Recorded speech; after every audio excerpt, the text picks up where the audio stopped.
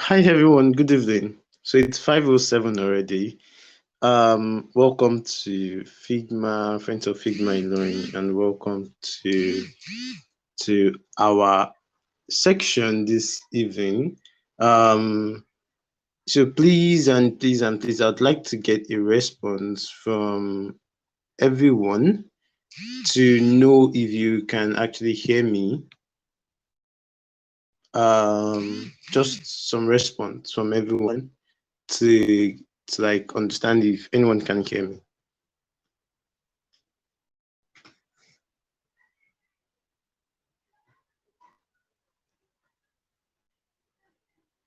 Um, Praise. Can I please just get an hi from you, Eve? Hey, hi. Oh, all right. That's great then. Well, good evening, everyone, and welcome to Friend of Figma, Ilorin. So today we are going to be speaking about, we're going to be having one of our usual sections where we talk about certain things, and we will try to give uh, get ourselves educated and understand a few things in line with design, development, and other varying aspects, necessary designs in the community. So today we have with us Praise, and special thanks to the community lead, Figma, Friends of Figma in Learning, Akim Olashukbo. Please, if you have any comments or chats, please be free to use the chat section. And yeah, we're good to go. So I'm going to take a quick introduction into who our speaker is today and what we'll be speaking about.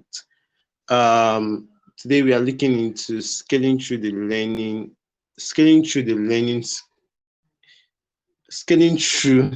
phase, the skills to learn as a designer, right?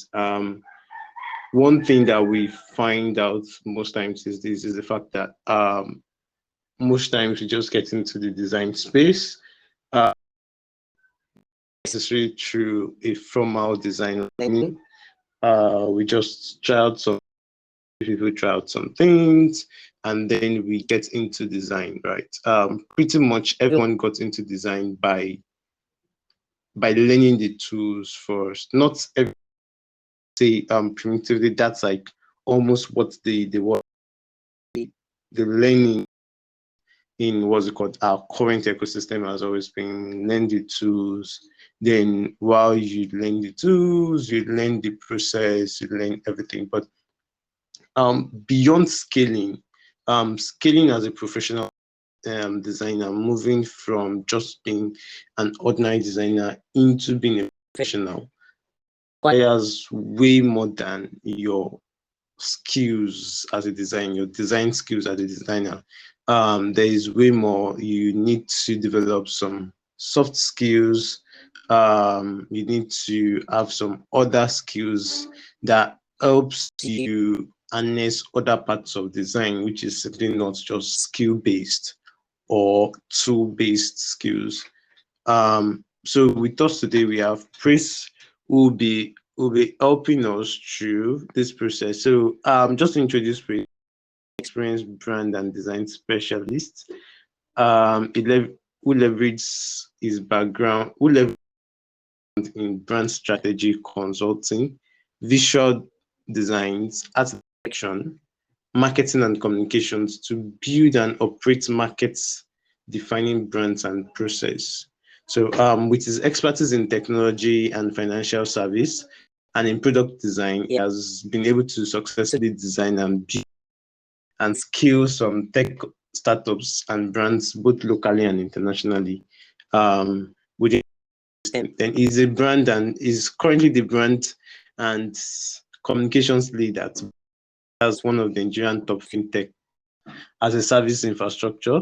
Prior to this, a consulting practice for a year development and product.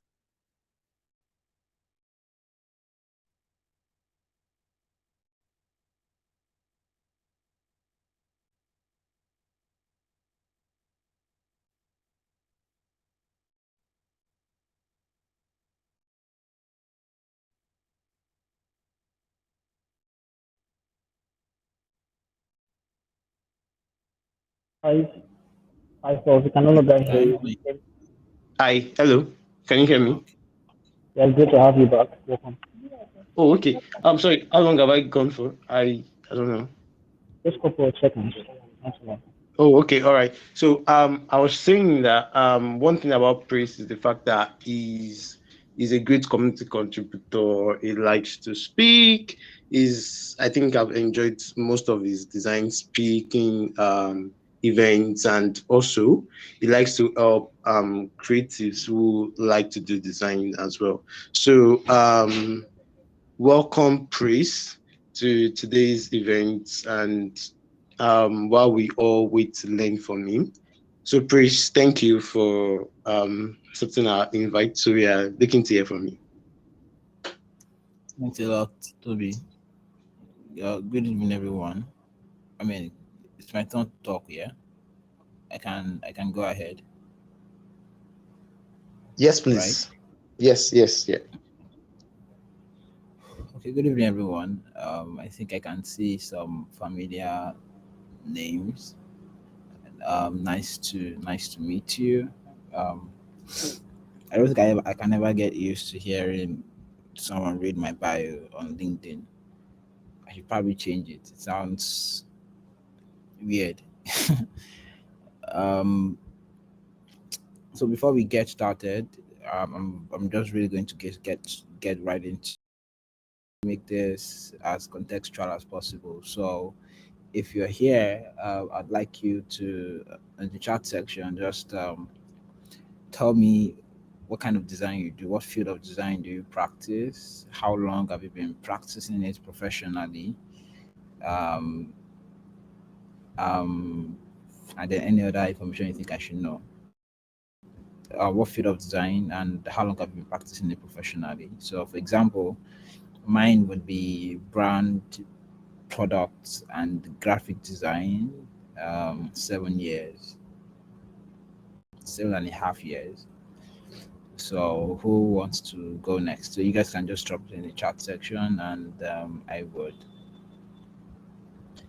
I'll take it from there. So, I'll just give the next 2 minutes as the time range for that.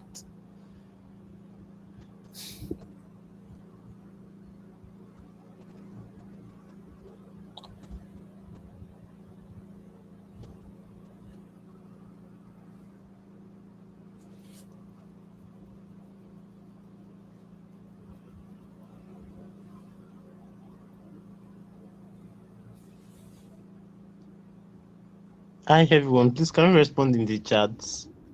Yeah, Please feel free to maybe just use that's the the code chat. to type in.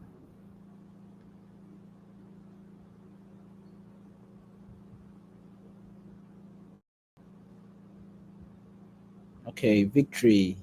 Um, Let me test this. Can you hear me again? Can you hear me now? Hi, Victory. Thank you for the Yes. word here. Is it clearer now?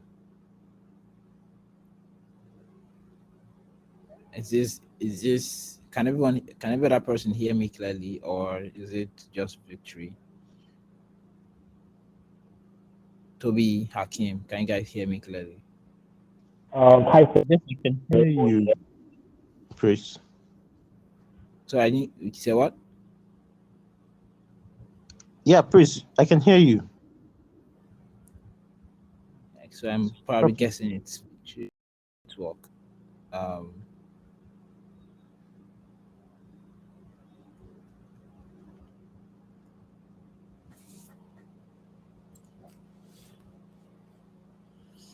okay, so it seems like a lot of people here are product designers, visual UI UX designers. Okay, that's some context. Um, okay, 8 months. So I've seen people with as little as a month experience to as much as 3 years experience. Hmm, that's good. All right, let's get started. First, let's do a little bit of terms and conditions. The Most of what I will say today would apply to professional designers. Um, Professional basically means you earn money from doing design. It doesn't mean any form of any level of skill. Neither does amount of experience. It just means you started to earn money from design. The moment design pays your bills or pays some of it, um, you are a professional. So today would really be directed towards product design profession. Whether you're a month or you are 3 years into design, into product design, it wouldn't be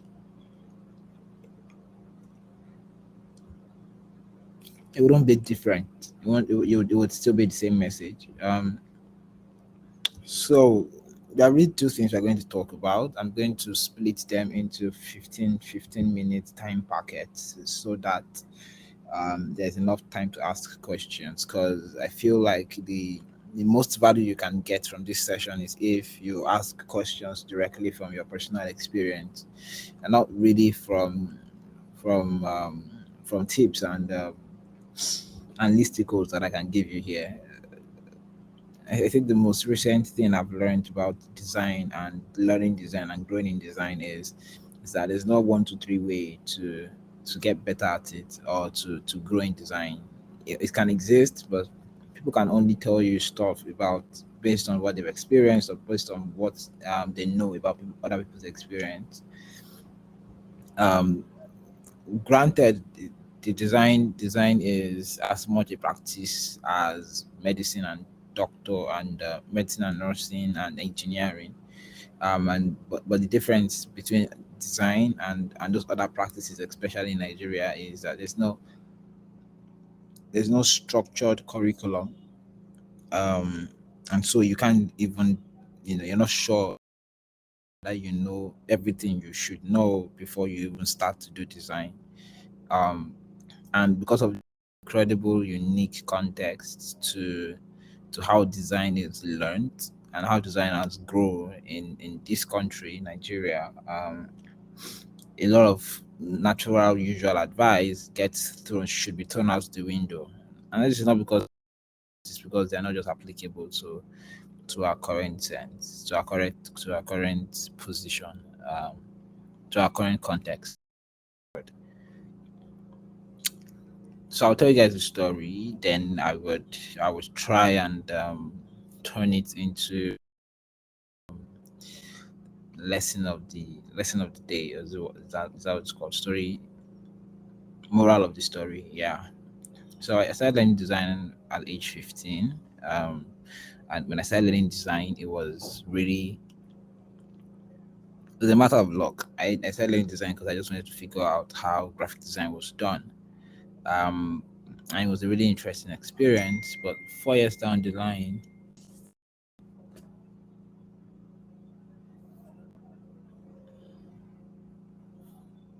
4 years down the line, um,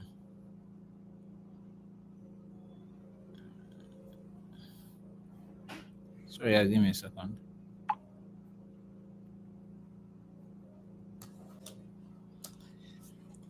4 years down the line, I got on this project with a friend of mine, and I was supposed to do a visual design guide for him. Um, Now, 4 years into design, I was quite proficient at visual design to an extent.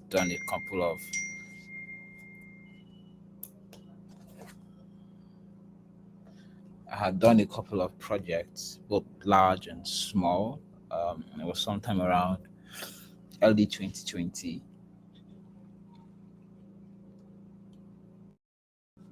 and I was approached to work on a visual design guide. And I need to confirm this, guys. Can you really confirm on the chat? Is the voices? Can you guys hear me clearly and loud, or is the voice still too low?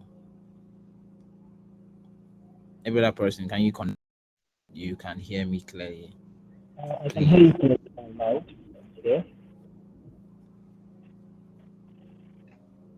Okay, so I think I can hear you clearly, but it's probably comes a bit lower when you're using your phone. I think it's just the thing with the what's it called with the Figma platform.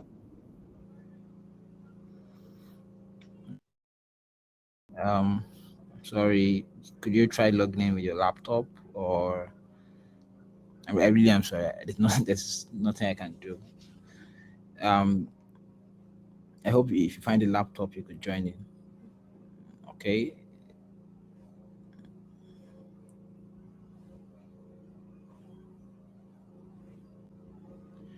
All right. So I got on that project and I was going to build a visual guide. And somehow I started working on the product design. So it was supposed to be a visual guide where I provided the identity system. Um, and I think 3 weeks into it, I found myself designing, interfaces for the client, same client. Basically, like I was collaborating with the other person, and it was an interesting thing because I just didn't know. You would imagine that product design was just simply layouts and or just simply layouts, and it was just moving boxes around. But interestingly, I found it very, very hard to get stuff done. Um, I caught myself, spending time looking at other people's designs, trying to learn why they did this. I mean, it was simple, basically. I keep saying it was almost every dashboard design is really, really simple. It's simple. It's a very, very simple layout. The layout on graphic design and brand design is a lot more complex than most of the things we do in product design, but somehow it was just really, really, really hard to figure it out. Um, that was sometime in January 2020. Um,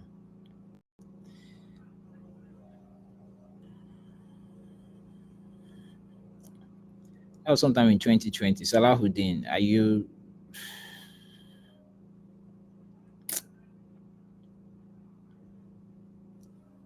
I have a question. Hakim, Toby, is it necessary that you use this link for this event?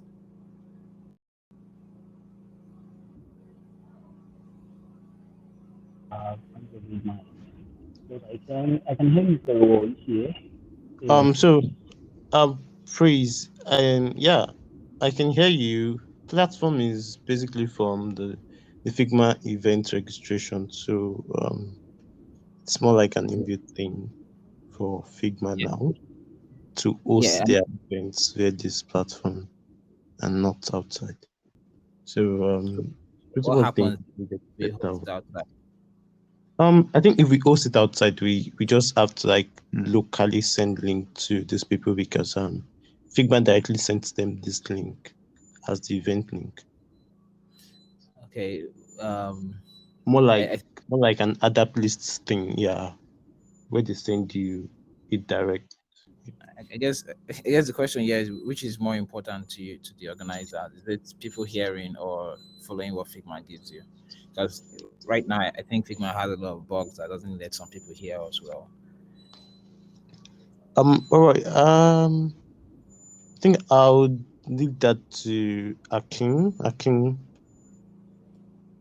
is it possible that we have a meeting link outside of this? it's possible, but actually, people will still be joining, and people will be will be joining this link instead of the Google link, any Google link. So,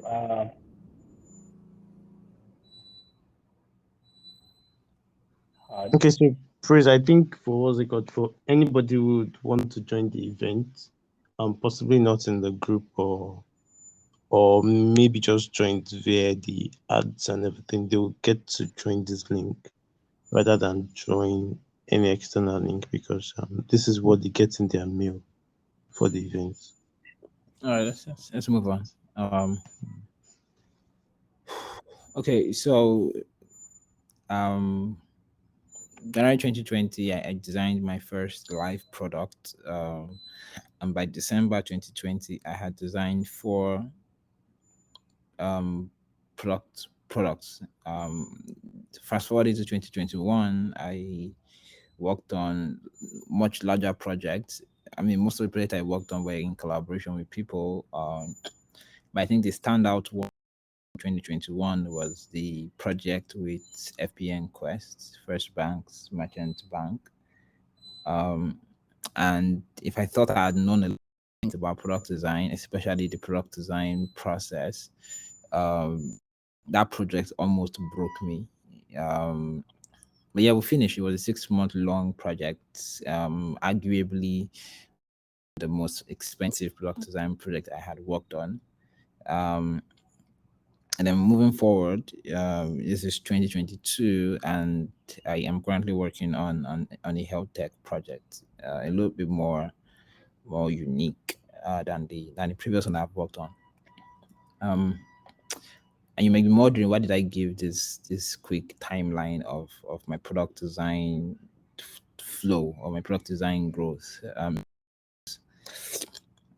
When people talk about learning design, really they are really referring to getting to a point where they can make a certain amount of money with their skill. Um, and as much as that is correct from a perspective, usually it is you are like blindsiding yourself. Um, to learn design, to learn product design,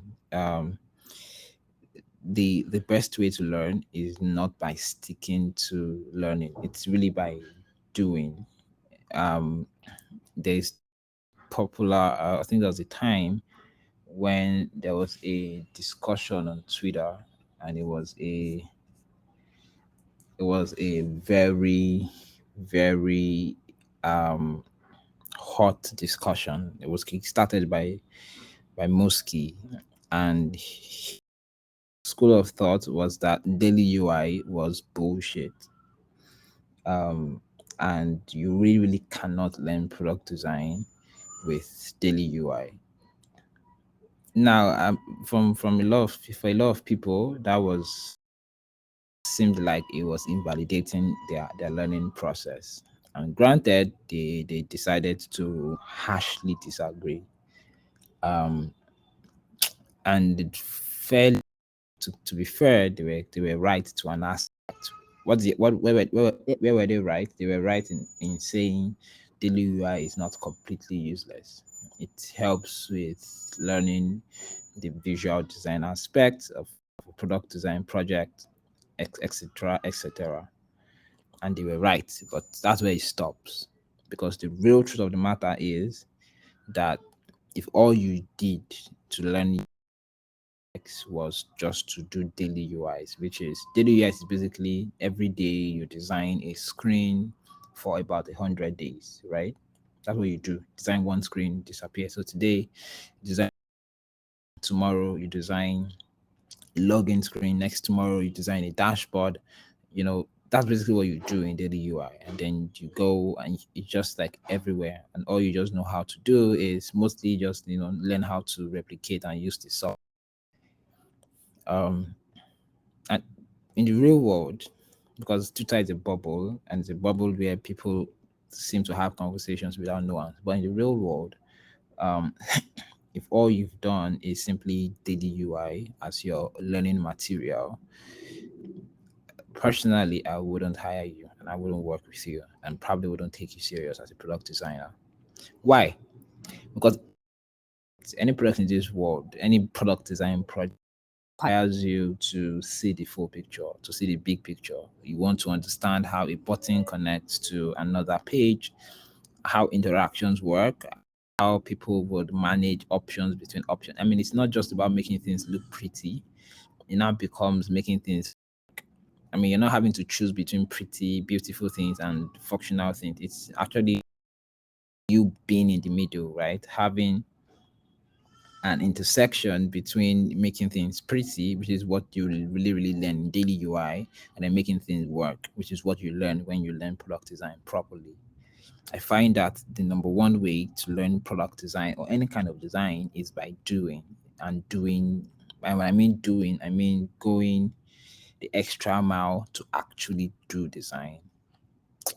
When you learn medicine, they don't just sit down and tell you. They don't sit down and tell you things like, "This is what the body looks like. This is what happens with the liver. This is what happens. This looks this way." I mean, they do all of that, but it doesn't stop there. There's a reason why there's a 2-year residency permit where you actually have to practice. And you know the fun part, no matter how brilliant you are or you were when you were in class, when you get to residency, even if you are brilliant than your supervisor, you're not better than him because your supervisor has probably performed tons of surgeries and has performed tons of checkups, and all you just have is mental knowledge of what things should look like or what things should be like.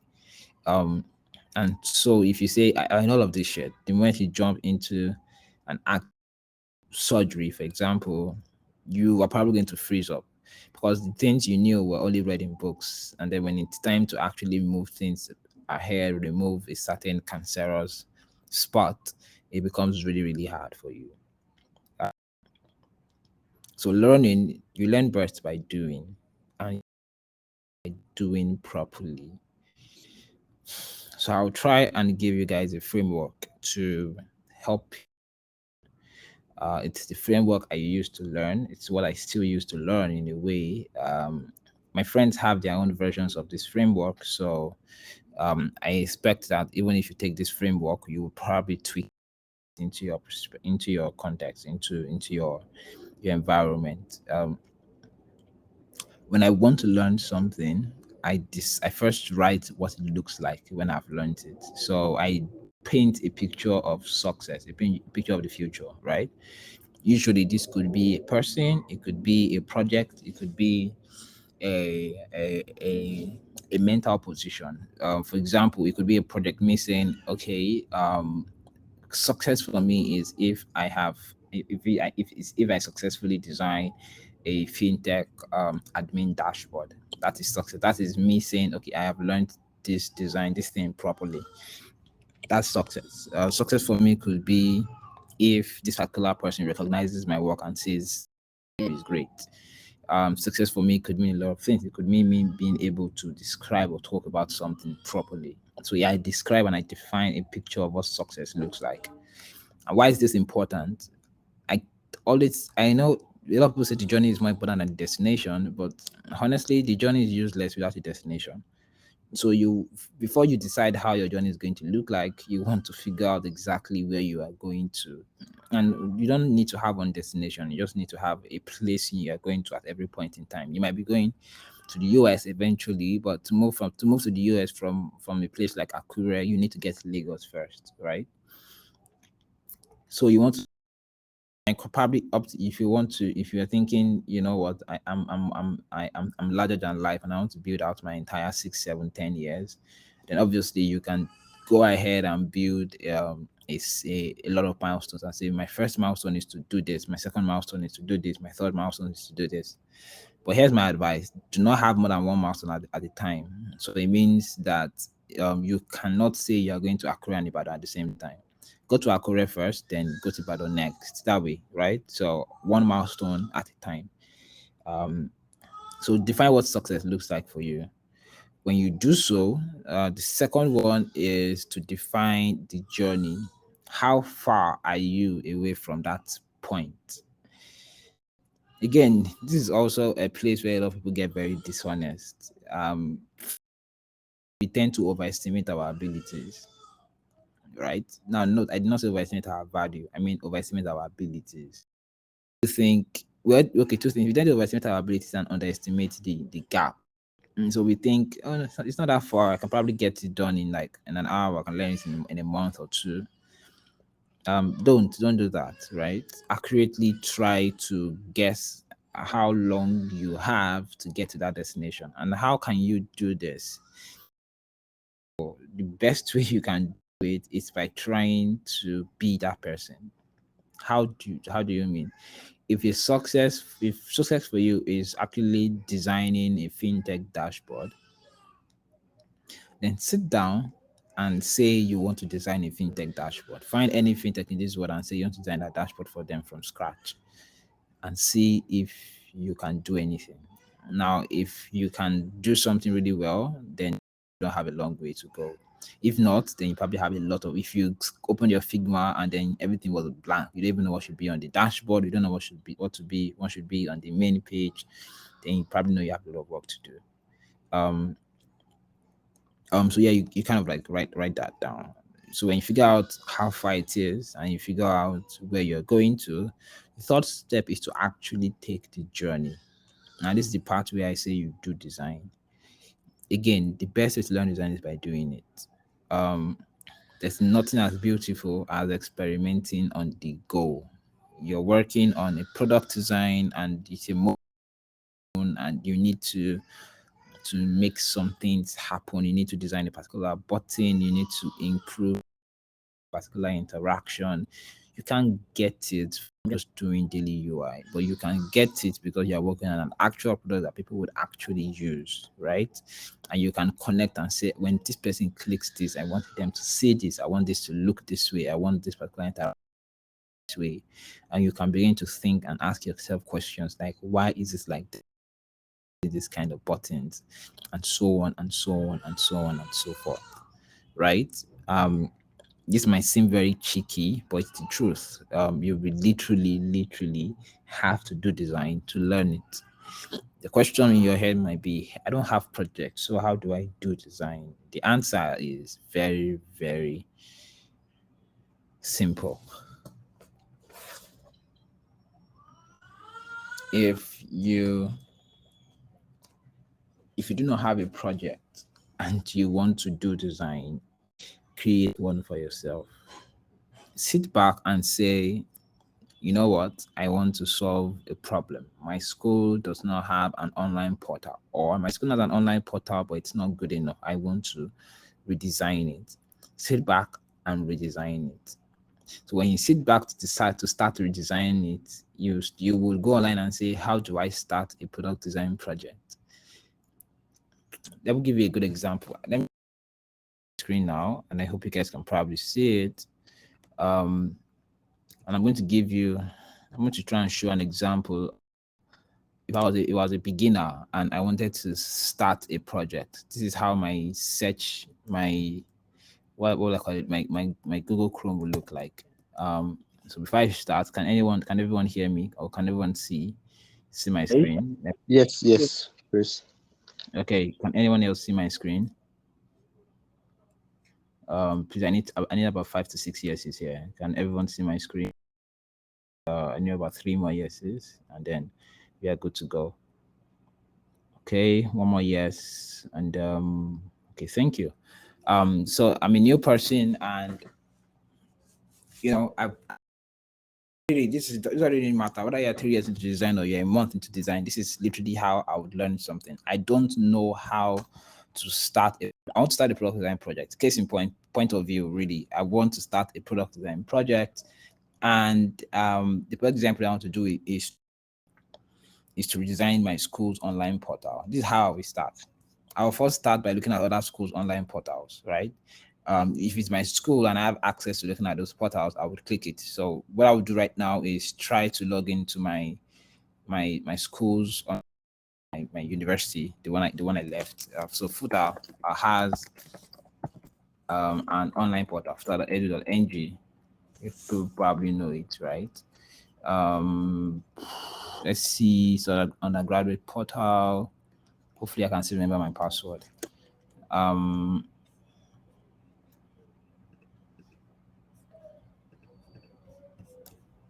Okay, they do that.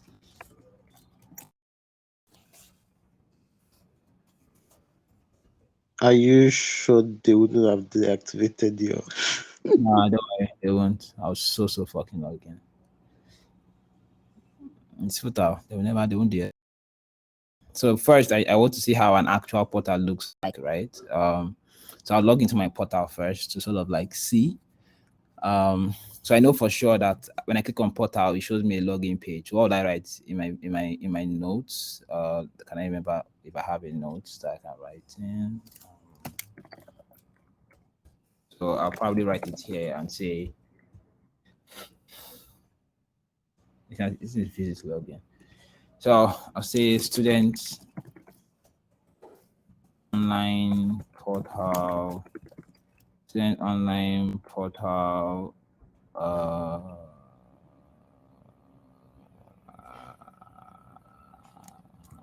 okay. I need a place to write this note. Where the heck is mine? Okay, let's use this instead. Okay, I have a Notion. Okay.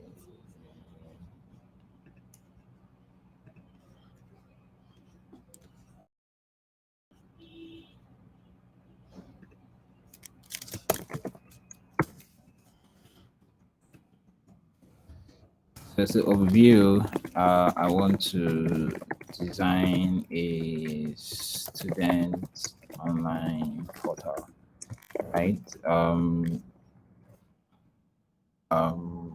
Researching, let's call it this research, right? Pages to build. So I know I have onboarding pages. This will be sign up page and login page, right? I'll do this. Then I would obviously go ahead, look at, okay, there's dashboard. So if you guys notice that, forget my picture, don't mind me. Oh, it has locked me out again. Anyway, if you look at the right and you see a list of all of those, look at the right and you see a list of all of those stuff, right? So you know, okay, onboarding pages, dashboard. I will have like a general overview. You have payments. You have hotel accommodation. I think that was all this there. You have what else again? Yeah. I don't know. You're using a what's called a widescreen, right? You might want to just increase your screen text size, like visually. Yes. Seems like Is it better? Yeah, they can't see it. Is it better now? Yeah.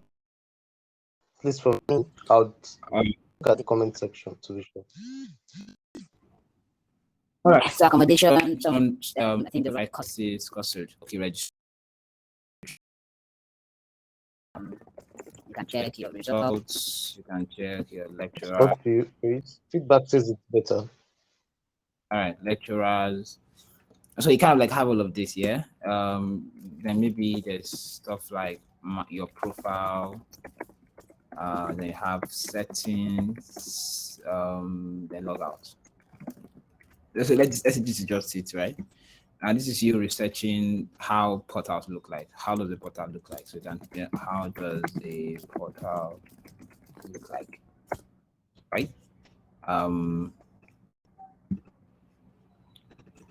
So now you've done this, literally done this. So that you know, okay, this is an overview of the sections you're going to design for. You want to make this beautiful, and you want to ensure that the flow is nice. But the product design project. So if you're a new person, I'll come on Google and type how to start a product design project. So now I type out this, and then it shows me the steps in product design process include defining the product, conducting. So what would I do is I'll right click and click open a link. I'll open it in a new tab. I'll scroll again. I'll see this one, a comprehensive guide to product design. Right click, open a new tab. Scroll again, I see this first one. Right click, open a new tab. Right. When I do these three things, I'll come here and scroll what product design, scroll up here, functionality, quality. Read everything through. I see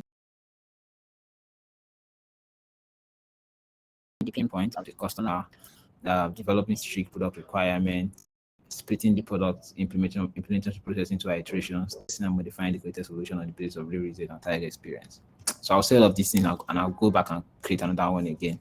How to write a product requirement, right? So he comes again and says, okay, how to write a PRD? Open it and click it. Now, the funny thing about all of this is that you're not trying to be perfect. You're just trying to understand the process, right? So I see, okay, this is how a PRD should look like. Okay, write the purpose, write the features, write the release criteria. Then I will now come back here because I know this is very confusing to me, and I'll write PRD, which is product requirement document, PRD template free download. That's if I want to write the PRD, right? So I find one and I write and I download it and I use it, right? So do for me, it helps me, list out all the features my app should look like. Let's assume I kind of like figure out all of these things and I want to actually, learn now, like start to design. I'll come and then click open dribble.com, also open Behance. Why am I opening this? I'm opening this for two reasons. My mood board. So I'll click on search for portal board. Here, I'll have you just click on dashboard. So clicking on portal dashboard, it provides a list of portals. So I see this payments portal. It's asking me to log in. I see this payments portal. I see. Okay, I'll copy this. I like the way this looks like. I do all of that, right? My mood board. Come here, you do the same thing. After combining a lot of visual references, I start to sketch. Now you can sketch in several ways. You can sketch on paper, you can sketch directly on Figma, but the point is you actually start to sketch, right? Start to move things around and start what you're trying to build, you're actually building them. So how do you know whether you're building right? You come here to onboarding pages and you see your sign up and login page, and you start to think, what does the sign up? Let me show you how to build a simple PRD. I'm not going to even bust your head too much, right? PRDs can be a lot more confusing. Like I usually like the jobs of a product manager to work. So let's do for onboarding, right? So now, simple PRD for onboarding is number one. Requirement for onboarding is the user should be able to sign in, right, with their login details. That is basically the requirement. That's the primary requirement. The second requirement is that the user on onboarding, the user should be able to create an account if they do not have. The third requirement is that the user should be able to reset password if they have forgotten their details. And there are three major steps, major possibilities for any onboarding session. So for login details, what do you do? First, right, so usually it's just really about what the user needs to do for that product to be complete, or what the user can do for the product to be complete. So you write user should input their email address for login. Obviously, email address. User should input their password. Then user can choose if they want to remain logged in or not. You can even go further here in the password and say user should be able to toggle on see or hide because or hide on their password. Some websites don't require this anyway. They might not let you see it. That country they want to remain logged in or not, right? That's C. On create account, user now here is user should be able to create an account if they see that they do not have one. So, and second one, this might not be complete because usually when you start, you add the extra things you have not written. So on the second one, you write user should input their details. What are those details going to be? Full name, address, matric number. What else again? You probably don't need the rest. So matric number, full name, address, department, etc. Right? Whatever else they need to put. Next one, the user should be able. Am I writing that? Am I talking faster than I write? Should be able to set their password. User should verify their account. User should be able to log in if they discover that they already have an account. This one cannot be you saying that system should tell the user that they exist if they are using details that have already been used, right? And you just set their passwords. Basically, user should be able to reset their password. You should, okay, I do it here. So how do you password? User should provide email/phone number for verification. User should receive a code. Okay, create a code via text or email. User should be able to set new password, start imputing code. User should be able to log in after successful password change. Now this is just a random, it's probably going to be more than this, but now you have, for just this part, onboarding part here, right? You have a clear PRD the user should be able to do, right? And so when you design, or when you are designing your flow, what you're looking out for is that, can the user be able to do all of these things that you've written? If they cannot, then your product is not complete. But how did I learn all of this? I learned it because the first time I was ever going to use a PRD was on the first bank project, and I wasn't able to, I kept on asking for a PRD. I wasn't able to start before because they were asking for a PRD. And so the moment we saw the PRD, and I'm like, oh, so this has to look like this, it has to look like this. Okay, and so I shouldn't do this way, I should do this way. Prior to that, I didn't used to use PRDs, right? But how did I know how to write a PRD? Simple. I went to go and search how to write PRDs. So literally, this is how you learn. You learn by doing. You can't learn how to build an entire flow or how to connect screens to another screens just by doing daily UIs. And no matter whether or not you guys agree with me, it's just the simple truth. If you've done UI, daily UIs all your life, you can't jump on a complex project and figure it out. You spend a lot more time trying to learn how to figure yourself out before you actually do the project. This is kind of like a simple way of how you will learn. You will learn because every time you hit a wall, you can go to Google to search for how to fix it, and then come back and fix it and move forward. I would love to show you an example, but really there's not much time. But really, that's how you learn. You learn by doing. Do stuff and do it repetitively. Do it with all your heart. And whenever you hit a wall, go to Google, search for how to fix it. When you find it, learn it, and it sticks in your mind for the rest of your life. And so that's how you learn, right? That is how you learn.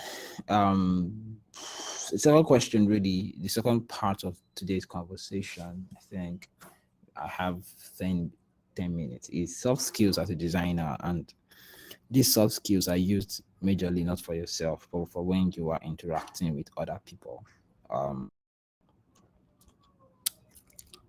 And so, what should those soft skills be? If you are to, so I'll tell you guys, I'll give you guys two things. First, a friend of mine once told me this. He said that there are three major things for any successful person, for any successful professional. If you have at least two of those things, you will not have a problem. So, first is that you have a good personality. Second is that you are very, very punctual. And the third one is extremely good at the job you do. So number one, you have a good personality, you're friends, you're happy, blah blah blah. Number two is you have a you are very, very punctual. You never miss deadlines. You are always on time. Number one, good personality. Number two, you're always on time. And number three, you are extremely good. Like you are extremely good at the work you do. Right? You are extremely good at the work you do. Now he says if you have all of those three, you're a unicorn. If you have at least two of them, right, you would survive in this world. So if you have a good personality and you are always on time, but you're not so good, you're not the best, you're not very, very good at the job you do, you will survive and you'll be successful. You have a good personality and you're extremely good at what you do, but you always miss deadlines, you will be successful at what you do. If you are very, very punctual and you're extremely good at what you do, personality, you will still be successful, right? And that really is kind of like his perspective to professionals in the workplace. But here's what I think for designers, there are majorly three main soft skills to learn. There are a lot more soft skills, but three major ones. The first one is communication. Learn how to talk, learn how to give people updates, learn how to literally learn how to communicate. Something is going wrong, the problem, communicate, talk with people, learn how to share these thoughts as often and as important as possible. That's number one. Communication is a very, very, very, very, very key skill. Number two is so communication. The communication does not just include talking; it also includes learning, like hearing, listening to people. Like you're not just talking to people; it's listening to people. Now, the second soft skill is I don't fully call it a soft skill, but the second soft skill will be documentation. Learn how to write things down, document things well as much as possible. Um, document someone said they wanted this, document it. Don't just take things as face value. So as much as you can communicate, also document. And I think the third thing would be collaboration. Um, if that soft skill if that soft skill can fall under like babies or their children about these things I just mentioned: collaboration, documentation, and communication. Learn how to talk, communicate, learn how to write and store memories, and finally learn how to work with other people. If you can do these three things, have gotten started in the right direction in your journey as a designer. Note, they're not the only soft skills to learn, but if you're going to start learning soft skills, they should be the basic three you should start to learn. So, in recap, I talked about the fact that to truly learn design, you have to do it. And I showed you guys an example of how I would have learned something if I was a novice. I would literally start from the first question: what do I need to, what does a dashboard, a school online portal dashboard look like? That was the first thing I'm going to start from before I now start to think about trying to improve it. That's why you see a lot of product designers sign up on many platforms, because they're not using the platform, they just signed up to figure out how it works, right? What does it look like? Then from there, every question I have, I spend 30 to 1 hour on Google trying to find the answers to it until 2-3 months later I am done. And I also mentioned that if you do not have an actual project to work on, create one for yourself. Look around you and solve a problem around you with design. And then third, I showed you Notion. I use Notion a lot for almost everything I do. In the company I work with, everything we do is documented on Notion. So Notion is an amazing tool for documentation. And finally, I talked about Finally, I talked about um sorry guys. Finally, I talked about soft skills, and I mentioned three things. I said that every soft skill is either to start with, you need to either communication, documentation, and every other thing you can follow. Any questions? Oh, I see there are questions. Okay, guys, give me a second. I see family believe that the UI UX of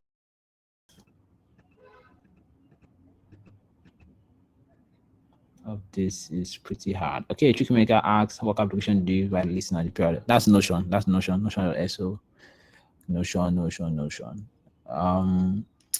So yeah, any questions? Can I have them? If you have any questions whatsoever, please ask. Bright Emeka, nice to see you. It's been a while. Hi. Any questions, guys? Any questions? Okay.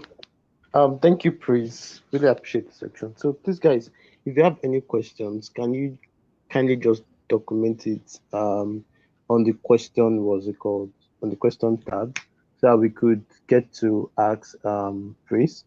Praise, you did an amazing job talking about process, especially when you're starting out on the project, simply doing your research, documenting, writing your product requirement documents, and also writing out what's it called, the requirement. I noticed you did a little bit of what's it called, having an understanding of how engineering works, also in your product requirement documents and what's it called, the what is and whatnot. So pretty much I'd like to ask this, right? So we've had this discussion of what you would look like in a formal setting. So let's talk about it as a freelancer, right? These soft skills that you've mentioned would still work, but I think one other soft skills that we probably haven't really talked about is maybe pricing. So do you have any take on that? For that's for freelancers, right? The ability to give a gauge to your work and also to what's it called, to price accurately or negotiate accurately. Yeah.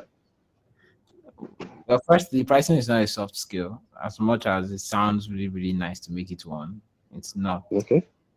Um, Pricing is a phase in the process, and if to answer your question, one, you cannot price accurately. This is a sad reality, but it's the truth. You really, really can't. And there is no formula, or I would say I don't have a formula for telling you this is how much you charge or this is how much you shouldn't charge. But I can tell you how pricing works. So there are three kinds of pricing. There is value-based pricing, which if you're a Crystal fan, you probably know about. And then we have input-based pricing, and we have output-based pricing. I mean, Okay. most of the time, people advocate for value-based pricing. But here's what I think. I don't think there's no wrong way to price a project. The point is find something that you think is fair to you and the client, and you're good to go. And how do you know if it's fair to you? Number one, just it pays your bills. It pays your bills, and it's an accurate representation of your skill level. Um, for example, if you are a year into design and there's a lot of things you don't know how to do, you don't know how to do UX research, you don't know how to do a bunch of things, and you're charging 10 million naira for a mobile app project, you're just a thief. And you're not a thief because you charge that amount, you're a thief because you would not do anything that they won't do anything that matches the amount you're charging. Don't get to So the question here is, don't get too carried away. Before I start telling you guys what pricing should look like, don't get too carried away by the fact that a lot of people are charging a lot, right?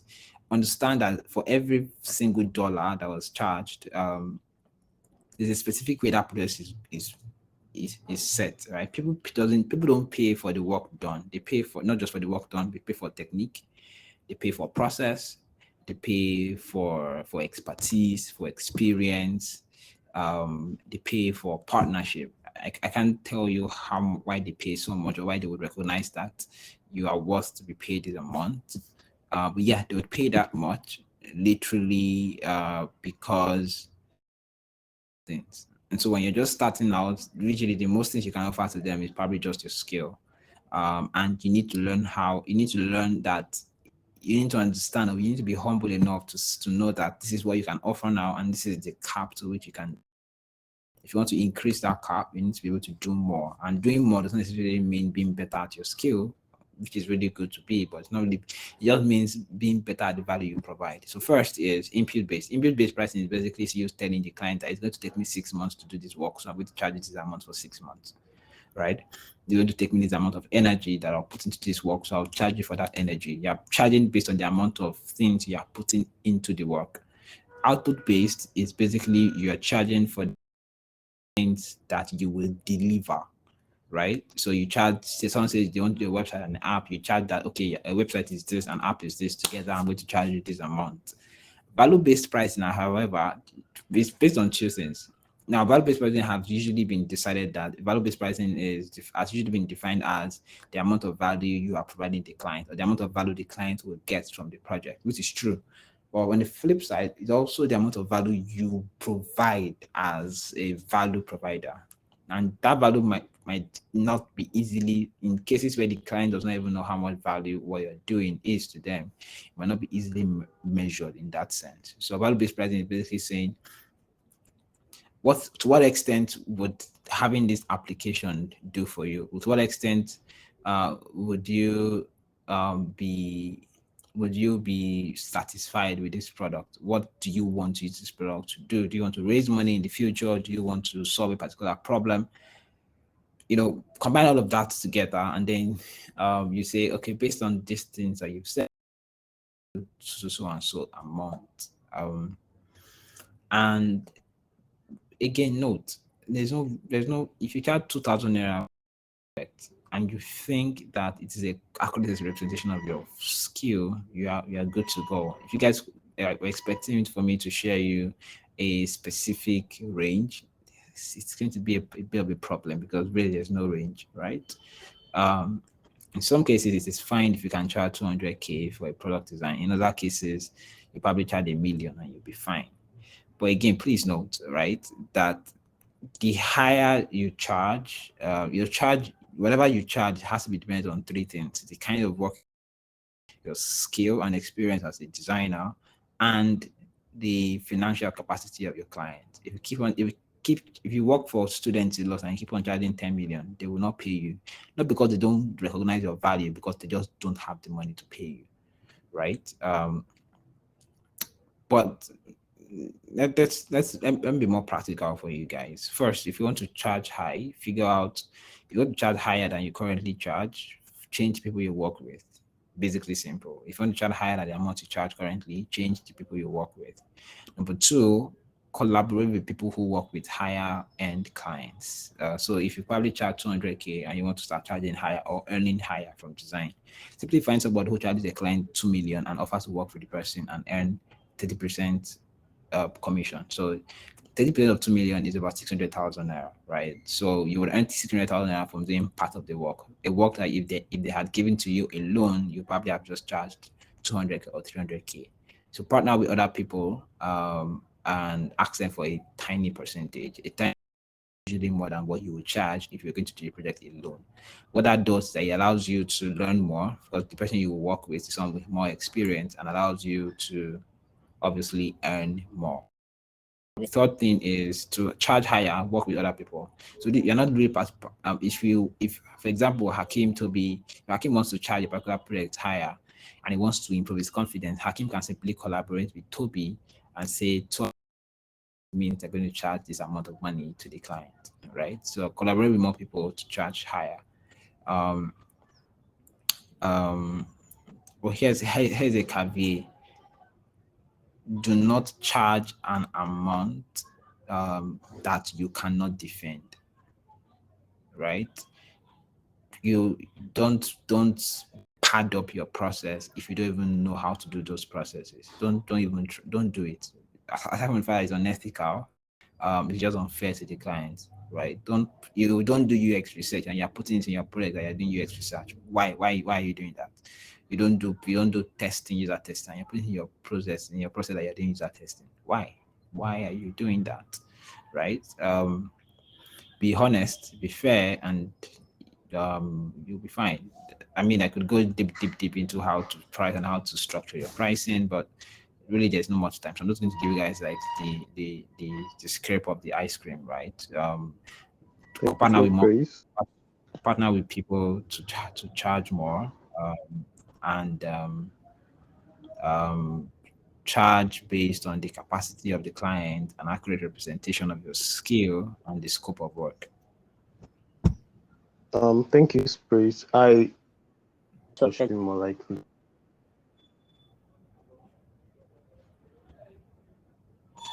About this, you made mention of something. Sorry, can you hear me? You made mention of collaboration as one of that basic skills that could even get you good pricing. But I'm thinking even as a designer in itself, as a designer, either a graphics designer or a product designer, I think one thing that would be great to have the most is collaboration. Collaboration will get you so much more. We have a question from Abib here that says, what are the things that really sets aside a junior product designer and a senior product designer? He thinks gaining more experience in the field will set you aside as a senior, but he feels there's way more. Can you just throw more lights on that? Okay. One, yes, it's experience. A senior designer has done more than a junior designer can ever do. Um, so yeah, experience, right? They've worked on more products. Usually, they've worked on more complex work than a junior designer would do at any point in time. That's one. Two, technique. If you've done something long enough, you tend to figure out better ways to do it. A junior designer did not have, or has not had has not had the right one. A junior designer has not had the luxury of time to learn something well enough and figure out a shorter way to do it. A senior designer has. A senior designer is someone who does not need to iterate 10 times to figure out what is right or what is wrong. A junior designer would still enjoy the thrill of iterating, right? That's two, right? Technique. They figured out better ways to achieve stuff.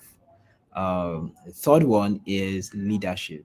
A senior designer can own a project and lead or manage it from start to finish.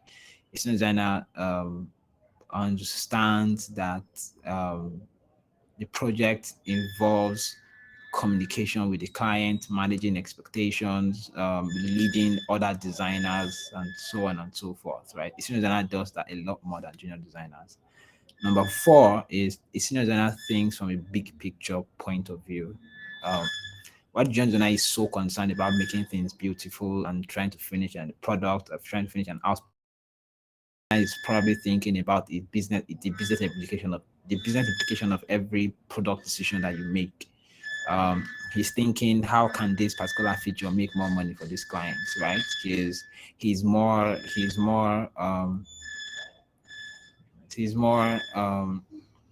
empathetic to the business needs than a junior designer would have. And I think the final one I can currently remember is that in terms of communication, in terms of anything, in fact, but in terms of communication, a senior designer is more precise than a junior designer. If this is the best way to explain it, right? A senior designer can explain something in 2 sentences that would take a junior designer 3 paragraphs, right? And why is that? Is that they've said that same thing over and over and over and over and over again, and they figured out exactly what they should say to get to get approval, right, or to get agreement. So really, aside from experience, technique, scope of work, in terms of technique, that is how they would do stuff. Scope of work, what they extent to which they do it, and precision is what you would get from a senior designer and a junior designer would not have. I hope that answered your question. Nufisat asked the question. She said, how much requirements do you get from clients? Because I'm new to this, I don't know how much information you can get regarding a project. Do you as a designer have to research what's good for the product, or do you get it from the clients? Nufisat, if you are new to this, don't think too much about how much requirements you get from clients. If you're new to this, you want to think um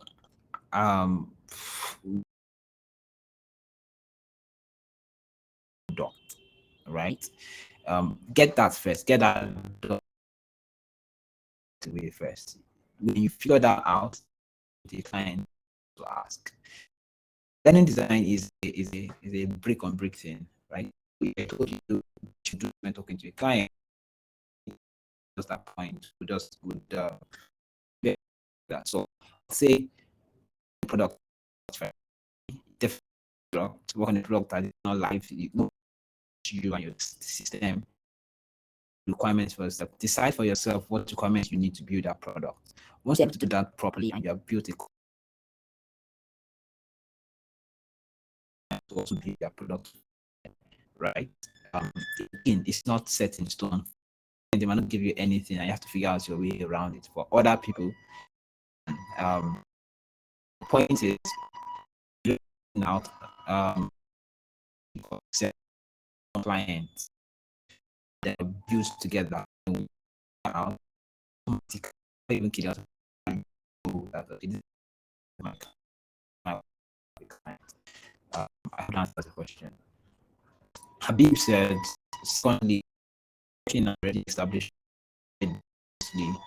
is design iteration. As a junior product, how do you think the person can improve more product designer? First, I allow you. I did not know how to allow you to do design iteration. But yes, if you're in a position where you're allowed to explore, right? So explore and explore wild. You want to go as a junior product designer, explore more, explore wider. But if you think that you're being an iteration and you want to do a lot more and actually be part of the main project, get freelance project on the side and use it to learn. But on the iteration side, you have some of the most coveted jobs ever, jobs where you can think and think and think and think and think, explore it, break it down, go far and far and far beyond what you can. And the more you do all of those things, the more questions you start to ask you is, can I make this better? Do that often enough, and then you start to see that your skills are getting much better. I think that is all the questions that exist. Do we have any more questions? We have 10 more minutes till the end of this session. So,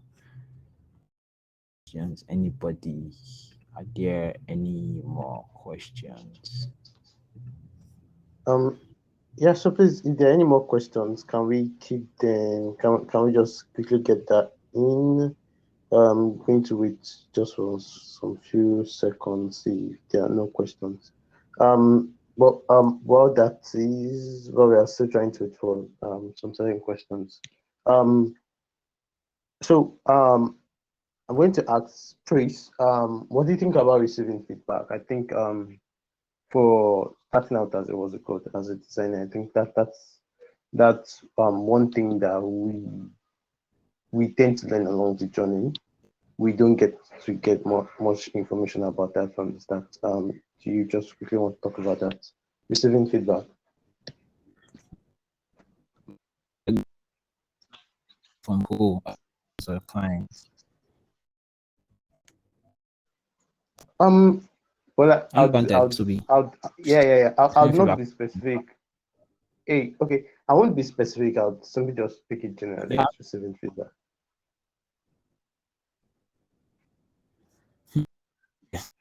Generally, so I'm going to when you might mention something about documentation. Well, just the feedback to what you've documented. If it's out of place, to your client.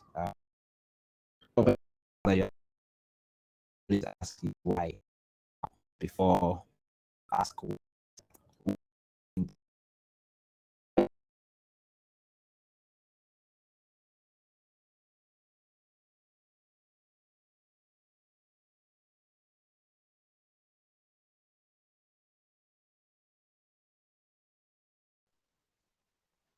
Hi, Chris. Akim, please can you hear Chris? I think I'm gonna reach on my WhatsApp now. I'll be right back.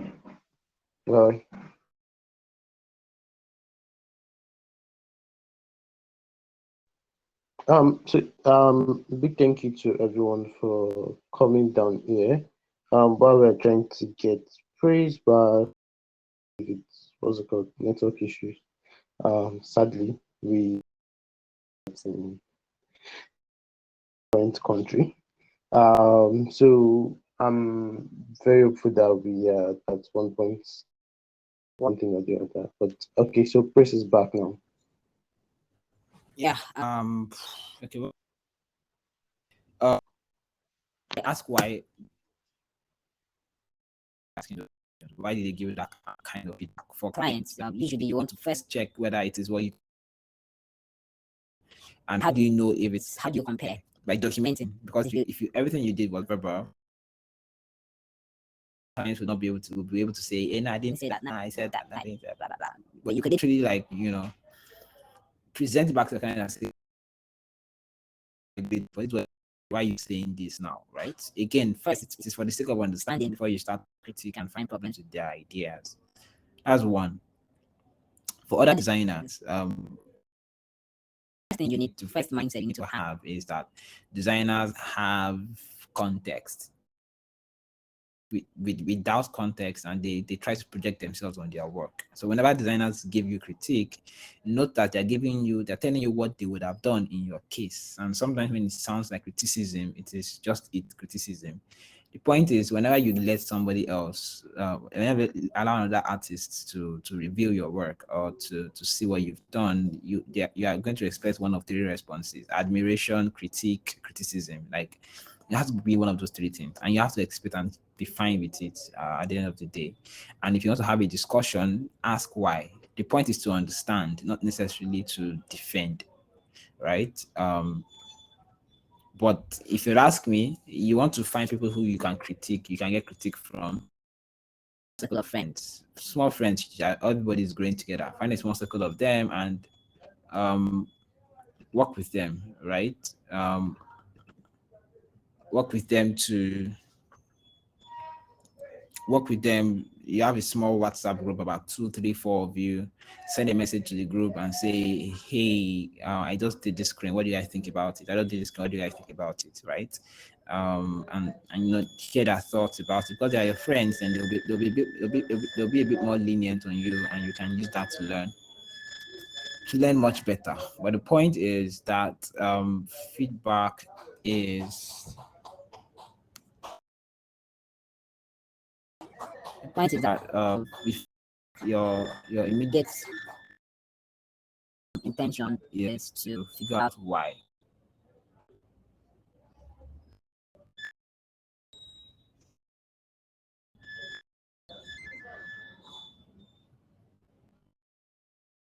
Hello, Chris. Yeah, I'm done answering the question. Okay. Okay. So considering that we do not have any other questions on the question, um, like to take this as a wrap and praise for setting out time to speak to us and also share his experience pretty much on what soft skills and how to better prepare and equip yourself as a designer in general. I think basically we've been able to like use more product design based on the response that we got at the beginning of the section. But even if you're a graphics designer, right, one thing you should do is document your process. Be sure of what you want to get in the end. You have to do your research. Research is for everyone. Research in the space you're designing for, and make sure that you do everything that you need to do, be time conscious, be improve your level of communication. Communication is one thing that is always very important. Be good at communicating, and be good at communicating would mean ask questions when necessary, give when necessary, and be be quick to don't be quick to like to kind of fire back, right? Just listen to criticism when they come, but when you own your process, also in when criticism comes, own your process. Exactly. Everyone has a reason for design, right? If I design, if Chris designs, if Akim designs, they would all go through different processes. But I think being able to communicate better. One other thing we spoke about today is collaboration. Collaboration is very important. Learn to collaborate with other creatives in the industry.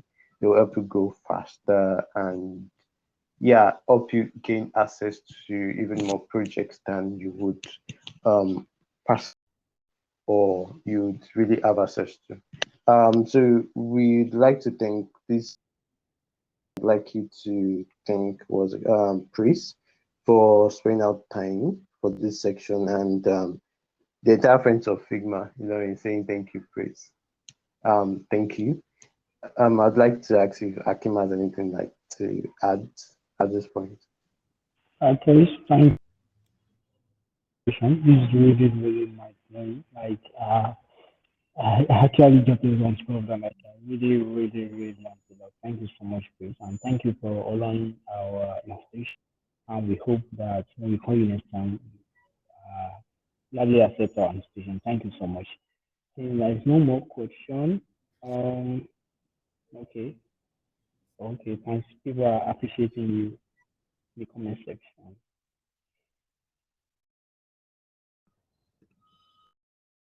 Welcome. Thank you. Thank you, everyone.